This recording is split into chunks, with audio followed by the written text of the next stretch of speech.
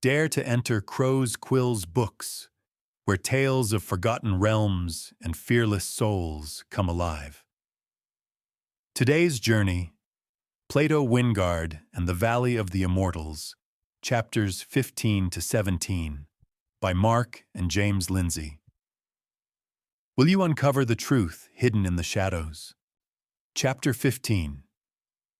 They pelted along the underground stream in a torrent of water, their senses overwhelmed with the pitch-black darkness and the roar of the stream. None of them knew what awaited them, but the thought of drowning under the mountain filled them with hopeless dread. So it came as a shock when they were fired out from the mountain in a gush of water and liberal amount of screaming, landing into a lagoon situated in the center of the village. One at a time they broached the surface of the lagoon with a loud gasp, their lungs reaching for vital air. Their jubilation at seeing the star-filled night sky was short-lived, as they could now see dark figures perched on the surroundings rock. The unmistakable sound of weapons being cocked filled the air. Luther, Plato, and Nhat attempted to hold their hands in the air as well as tread water. They now realized that they had made a bad situation worse. "Is this what's meant by dropping in?" a familiar voice said, chuckling from the shadows. They all looked to its origin. A frail form was being assisted onto a large rock above. "I should have suspected," Plato muttered. "Played like suckers," Luther agreed, as Mr. Chu stepped into the light. "So, Mr. Wyngard and Mr. Macbeth, let's have a chat about the Jade Cup," Mr. Chu said, then broke into a coughing fit. The three men had been allowed to get dry and were now sitting under the roof of the largest hut in the village, under the watchful eye of armed villagers. "What the hell have you two crazy Ngoy got me into?" Nhat grumbled. "I'm not American," Plato replied bitterly. "You say that like it's a bad thing," Luther interjected. "Well, they probably want to string us up after what your countrymen have done to their people," Plato retorted. "You're really going to give me a lecture on U.S. foreign policy after what the British Empire has been doing to third world economies for the past 200 years? Luther asked smugly. "You're both crazy. I can't believe I let myself be entwined into your petty lies." "Shut up, Nhat!" Luther and Plato yelled. "Yes, why don't you all take a breath and listen for once?" Mr. Chu said, as he entered the hut with the assistance of an old wooden cane and two stocky guards. The three men who had been seated now jumped to their feet. Emotions were running high. They felt foolish, manipulated, angry, and vulnerable. "I don't know what you hope to accomplish, but I guarantee that whatever it is, we won't make it easy," Plato said. "Hey, let's not be too hasty. We're all reasonable adults, capable of working out. Stay out of this, Nhat. We've got questions and I want them answered," Luther growled, his posture, voice, and eyes sending out the signal that he'd had enough of being played with. The surrounding guards raised their weapons and pointed them at Luther, even though it was clear in their eyes they were afraid of the big man's size. Mr. Chu waved at his men to lower their weapons, which they did, reluctantly. "Of course you have questions, and I do have some answers," Mr. Chu said, and then indicated that they should sit. After a long pause, the three angry men sat, arms crossed and waiting impatiently for whatever was coming next. A chair was produced, and Mr. Chu joined them. "I can understand your resentment at the events that have led you to this moment," Mr. Chu said. "You're damn right we're pissed. Gertrude Macbeth didn't raise an idiot." Luther fumed. Mr. Chu paused before continuing. "Everything that has happened to you in the past 48 hours has been a considerable strain to you," Mr. Chu said. "Strain," Plato repeated. "And for the most part orchestrated by me." "Yeah, we got that part," Plato said. And it had to be done, Mr. Chu said solemnly. We now know that we were your patsies. You don't need to sugarcoat it. After all, we are your prisoners, Plato said resentfully. Oh no, you're not our prisoners. This, Mr. Chu said, indicating the armed guards, this is for your protection, on the off chance you decided to do something stupid. And then to prove his point, Mr. Chu dismissed the armed guards.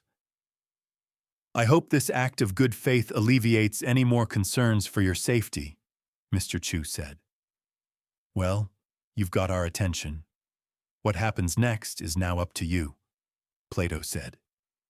After serving his guests tea and catering for their comfort, he was now ready to tell his tale. So, as you touched upon earlier, everything that has happened to us in the past 2 days can be attributed to your doing, Plato said, then took a sip of his tea. Not everything. I admit I am the architect of your being here, but I'm not responsible for the actions of the Viper or the Wraith, or the involvement of General Tun, Mr. Chu said bitterly. Well, without beating around the bush too much, maybe you could start at the beginning, Luther said, and Mr. Chu nodded. As you wish. The story, as you know it, starts 2 years ago. General Tun became aware of the existence of the Jade Cup during his campaign against the U.S. Everyone knew we were approaching the end of the war, and Tun was like an alley dog that smells the blood of its prey. Tun was moving from village to village, recruiting and taking whatever supplies he needed. One such village was the residence of Professor Sang Mai, historian and local lore enthusiast. In his attempts to appease the general and prevent the looting of his home, the professor, under the influence of liberal amounts of liquor, told the general about the Jade Cup. Mr. Chu said, Yeah, this is where I'm getting a little vague. We're here for Tan Vian, one of the 4 Immortals. Now you're laying this trip about the Jade Cup, Luther said impatiently. Mr. Chu smiled. In this instance, the legends are tied together. Without giving you a comprehensive history lesson on the Jade Cup, it was a sacred item that belonged to the Emperor of Jade, a supreme deity. One day in his court, a young maiden accidentally broke the cup when serving the emperor. In his anger, he exiled the maiden by royal decree to live out her existence on earth. Before she was banished, a genie who was present there that day felt sorry for the young maiden. The genie restored the cup and gave it to the maiden before her banishment. The whereabouts of the maiden and cup were only known to 4 individuals, Mr. Chu said. The Immortals, Plato responded. That's correct. Amongst other things, the 4 Immortals were the protectors of the chalice, Mr. Chu said. So why the hell is the chalice so damn important? Luther asked. It is written that whosoever drinks from the cup will receive life immortal, Mr. Chu said. Really, immortal life. No super strength or flight, Luther said. No, nothing like your Superman. Just life everlasting and all the good and bad that comes with it, Mr. Chu said. You can't really expect us to believe you, Plato asked. I understand that to you, this is nothing more than a fairy tale, but all the legends concerning the chalice have come to be. That includes your involvement, Mr. Chu said.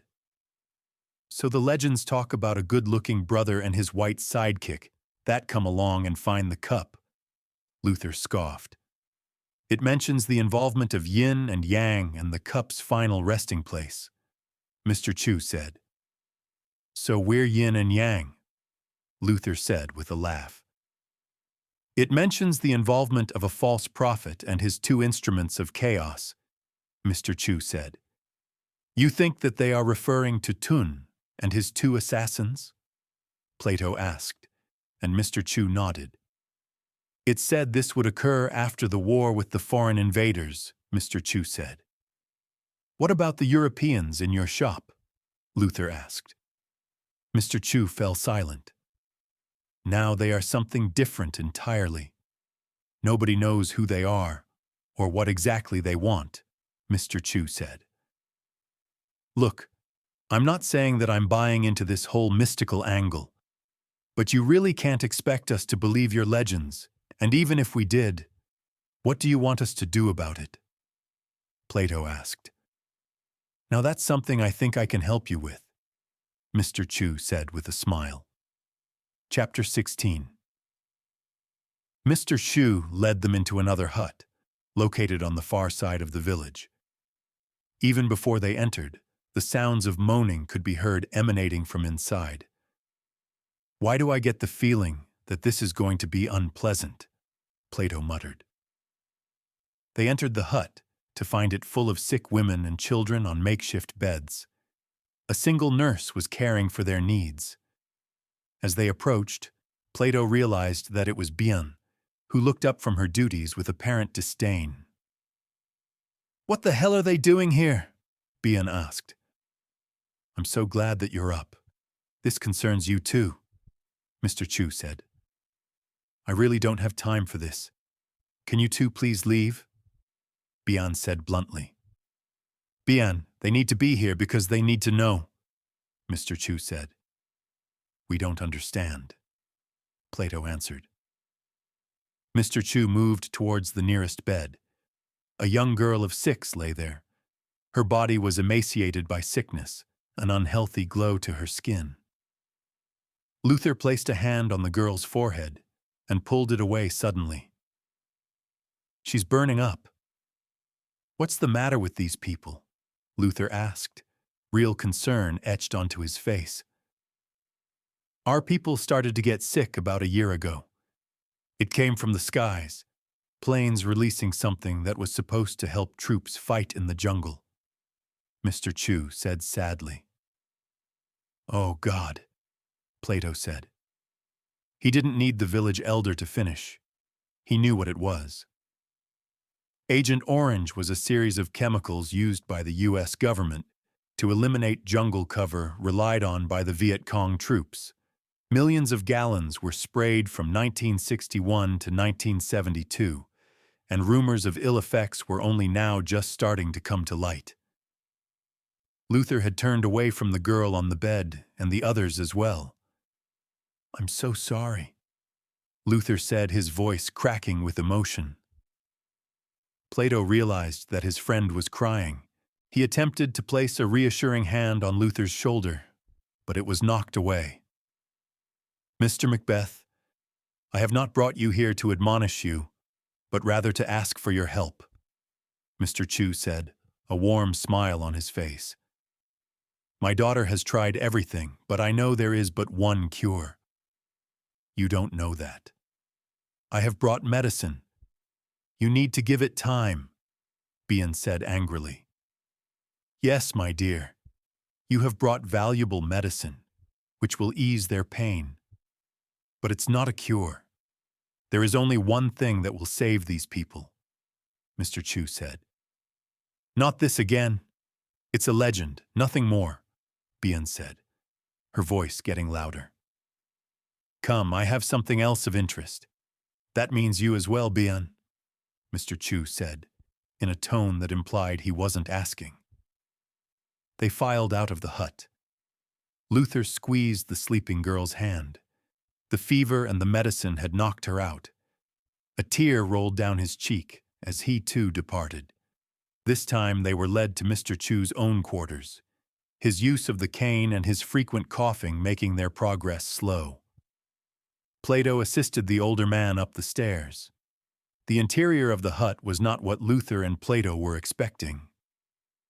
Books and artifacts lined teak bookshelves, and several candles gave the hut a warm, welcoming glow. Mr. Chu moved to one of the many shelves, producing a large square item wrapped in cloth. Placing it on the table before them, he slowly unwrapped the contents. A stone tablet with an image carved into its surface. The image was of 2 figures, one white, the other black. Writing adorned the edges. Mr. Chu was very careful as he handled the tablet, as a small crack ran from one corner to the other in a zigzag pattern, its path leading through the shoulder of the black image and out through its torso. This tablet speaks of your arrival, two men opposites in many ways, but joined together by their compassion for others. These two figures, yin and yang, are you two, Mr. Chu said. Luther was looking at the tablet with a mixture of awe and confusion. Mr. Macbeth, do you have something to add? Mr. Chu asked. How long has the crack been there? Luther asked. It appeared about 5 years ago, not slowly, but literally overnight, Mr. Chu said. Luther started to unbutton his shirt. What are you doing? Plato asked, embarrassed. Luther didn't answer. Instead, he removed his shirt, revealing a large, muscled upper body. 5 years ago, I was on a routine patrol when my platoon was ambushed. I was hit with shrapnel and left for dead. The rest of my team were overrun, and I was the only one to survive. I spent 4 months in hospital recovering, and when I was finally released, I was left with this, Luther said, and turned around to reveal a large, ugly scar running from his right shoulder, zigzagging across his back and finishing on the left side of his lower back, identical to the crack running through the black image on the tablet. Everyone in the room gasped except for Luther and Mr. Chu, who was now looking very pleased with himself. Coincidence, Plato blurted out, but his words seemed hollow. The monk knew, otherwise you wouldn't be here, Mr. Chu said. You sent us to the monk, Plato said incredulously. I did, but if he hadn't seen what I already know to be true, then he wouldn't have bestowed the map, Mr. Chu replied. Which is ambiguous at best, Plato said. What are we required to do? Luther said. Hang on a minute, Luther. Slow down, Plato said. Your friend sees the truth. Why can't you? Mr. Chu said. I think my friend here needs to believe in this, Plato said. Luther gave him a dark look. And while I'm ready to concede that the Jade Cup may probably exist, I'm not quite ready to believe that it's this magical talisman that's going to save your village. In fact, the more we are getting involved in this, the more I think we should be turning around and heading back home. Then why does the general want it so bad? Not asked. To that, there is nothing that mysterious in his intentions. The chalice is priceless, despite the wealth that he is slowly amassing through his drug empire. The man has greater ambitions, Mr. Chu said. And what would they be? Plato asked. General Tun would see himself as the ruler of our country, with the proceeds from the sale of the Jade Cup financing his ascension to that post, Mr. Chu said. That's a mighty hefty claim. The man's ruthless and the people know it, Plato said. I would normally agree, but from what I have been able to uncover, Mr. Tun has been either eliminating the opposition or recruiting them. With the finances he would obtain from the sale of the chalice, he would run and win in a landslide election, completely unopposed. And you know this. How? Plato asked. We have our means, Mr. Chu said. What means? Plato shot back. I mean, who the hell are you people? We are one of 4 other tribes, descendants of the 4 Immortals, and charged with a sacred duty to protect the Jade Cup, Mr. Chu said, his diminutive frame seeming to come alive at this statement. He then rolled up his sleeve and proudly showed a small tattoo on his forearm. A hollow diamond with a plain cup in the center, and a series of symbols located at the top corner of the diamond. Every member of our village has this image tattooed upon them in their 13th year. It is the symbol of our faith and duty. I have waited my whole life for your coming. Plato let out a breath of frustration and massaged his temples. Okay, you've convinced me. Not the whole fantasy scenario you've been trying to sell, but the real threat that General Tun represents. So, I'm willing to do this, Plato said. Fantastic. With you all and my daughter? Hold up. There is no way that we're taking your daughter with us. No way, Plato said with finality. But she has to go, Mr. Chu said, a note of worry creeping into his voice. They're right. It's a fool's errand, father, and my time is better served here with my silence, my Chu yelled. Bian ceased her rant and looked down in obedience. I understand that these are modern times. A woman is afforded every right that a man once held. But in this, you will listen to your father. The legends told us of the arrival of yin and yang, but they also spoke of the prodigal child who would return to be his people's champion. Bian, you are that prodigal child.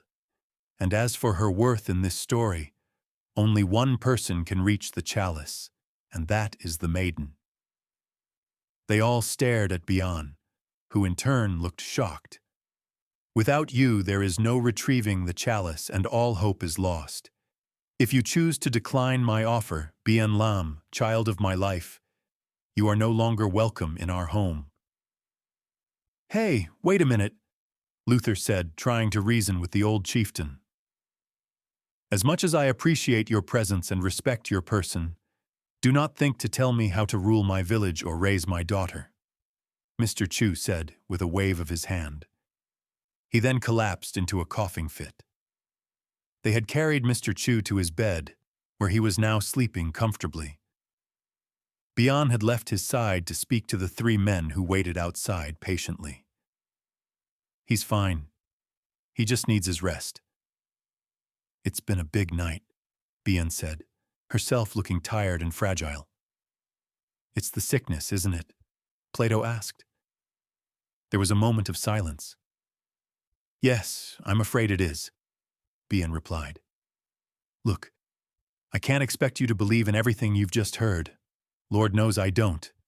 But I am his daughter, and for better or worse, I'll respect this his final wish. You don't have to give me the big sell. I'm in, Luther said. Plato sighed with resignation. I'm in too, if only to put a stop to General Tun's plans. But I also have my own reasons, Plato said, with a bit of iron in his voice. He then glanced at Nhat. I'm a little from column A and column B, I'm in. But on one condition, Nhat said with narrowed eyes. When I want a cigarette, I'll have one, without you bitching about it. Luther broke out into laughter, and Plato nodded grudgingly. Just not in the plane. Plato nodded, and the two men shook hands. Chapter 17. Bian knelt at Mr. Chu's bed. Having given up on arguing with her father, she was saying her goodbyes. Goodbyes that she knew were possibly final. You must succeed, Bian. Tun cannot have this much power. Our civilization will never survive, rasped Mr. Chu with his eyes closed. I love you and trust in you.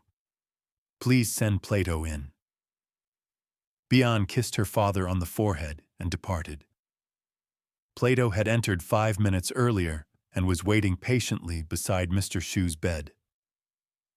A thunderclap startled Plato and woke up Mr. Chu. Sorry, I sleep more than I'm awake lately. I know I don't need to tell you to look out for my daughter. You are an honorable man. Tun must not get his hands on the 4 immortals. You must stay a step ahead of him. But we seem to be a step behind at every turn. That's why I'm hoping the scrolls you are about to take will give you a head start to the next immortal, replied a wheezing Mr. Chu. Reach behind my bedhead. Between the 4th and 5th bamboo column you will find a key. Plato leaned over, reaching behind the bedhead, his fingers searching up and down. Maybe it fell out. I'll check under the bed. Ouch! Plato withdrew his hand quickly and put his middle fingertip in his mouth. I see you have found it. This time be careful. Plato very carefully reached around, remembering where his finger was when it was pricked. "It feels like a thin stick," said Plato, straining. He then drew out thin white object that looked like a toothpick, except instead of being round, it was diamond-shaped. "What is it?" "It's a key." "What is it made out of?" "Some people believe it's the horn from a baby unicorn, others the tooth of a baby dragon. It's possibly a chicken bone too. The important thing is what it opens, not what it's made out of," Mr. Chu replied. "Go stand in the doorway," Mr. Chu instructed. "Look for the diamond." Plato stood in the doorway looking closely on both sides and then the lintel. "It's just wood. There's nothing added here except nails and—" Plato stopped talking, eyes fixed to a spot on the left-hand frame. "If you look too closely, you miss out on the big picture. It would do you well to remember that." Plato was staring at the frame, not sure how he had missed it. Part of the grain of the wood was in the shape of a diamond. There was a tiny hole in the center, and Plato knew exactly what it was for. Without asking, he pointed the bone/key and slid it into the hole. A loud click was followed by the whole left-hand side of the doorframe coming loose, revealing a 5-centimeter wide cavity. Inside was a rolled-up parchment that had to be the scroll Mr. Chu was talking about. "Bring it to me, please," ushered Mr. Chu. Plato obliged.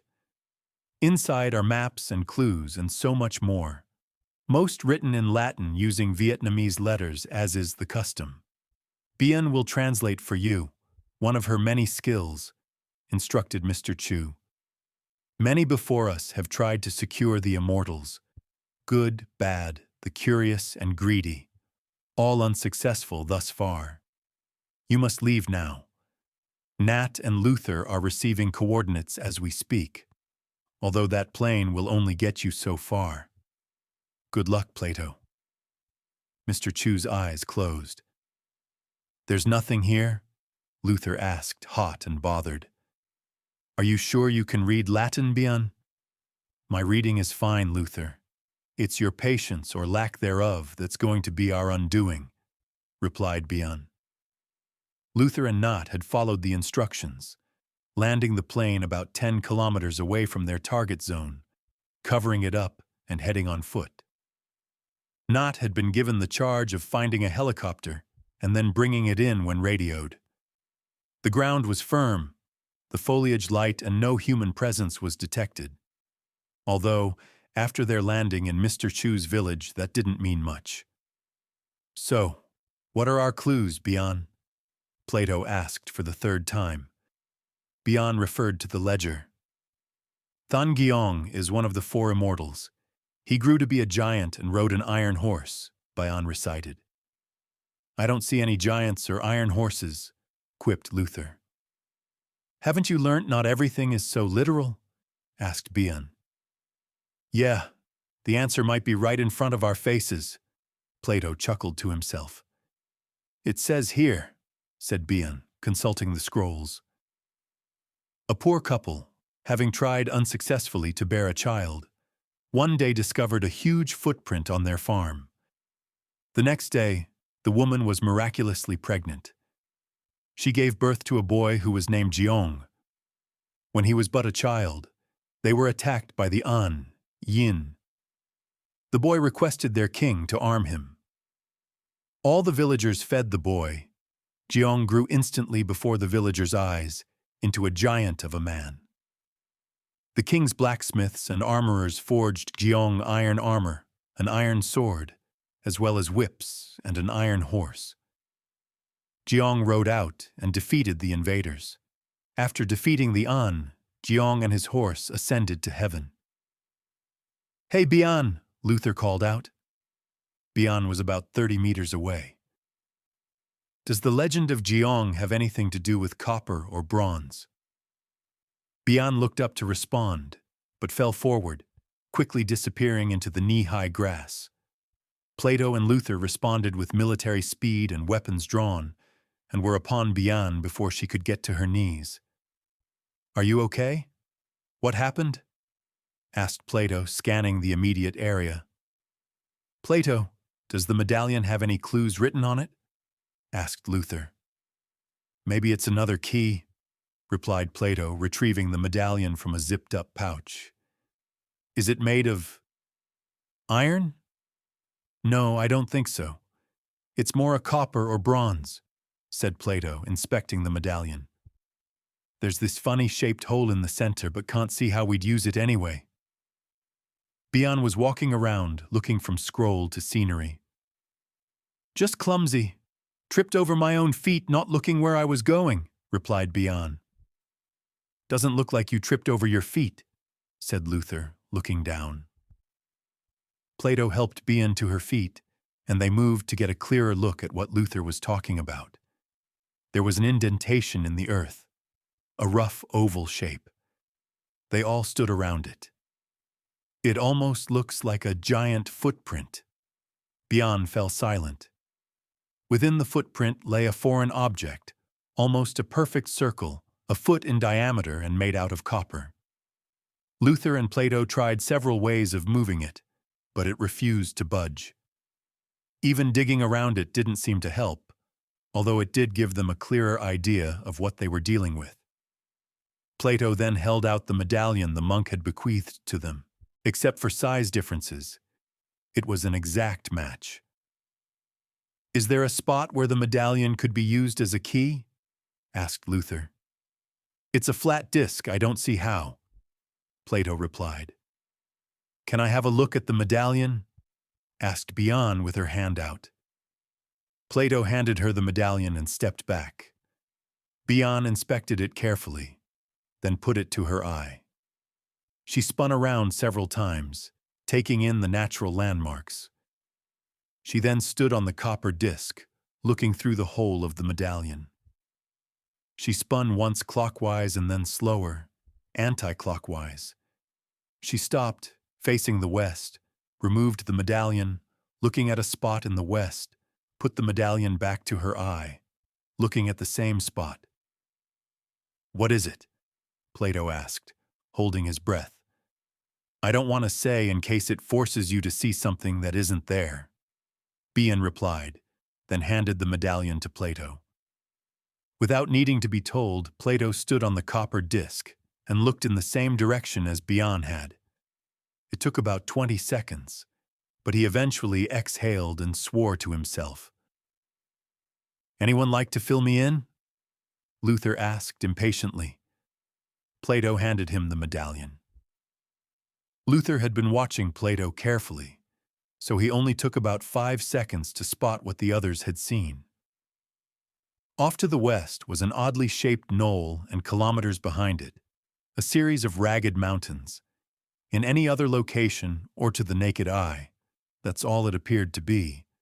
But when standing directly on the copper disc and looking through the medallion, it looked like a man riding a horse.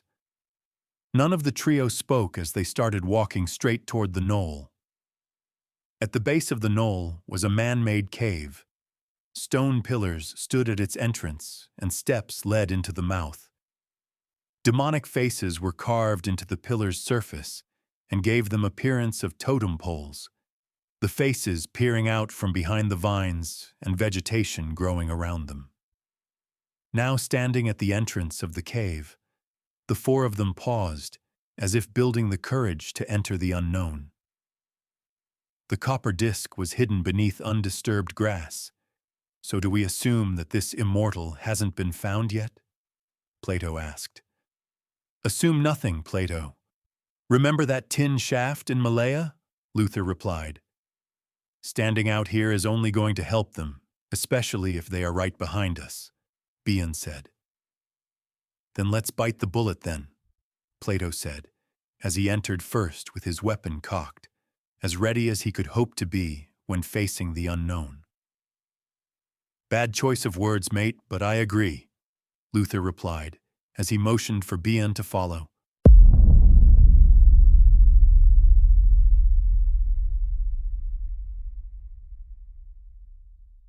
that seals today's tale in shadows. We hope Plato Wyngard and the Valley of the Immortals has drawn you deeper into its enigma. Return soon to Crow's Quills books, where the next chapter awaits, whispering secrets yet untold.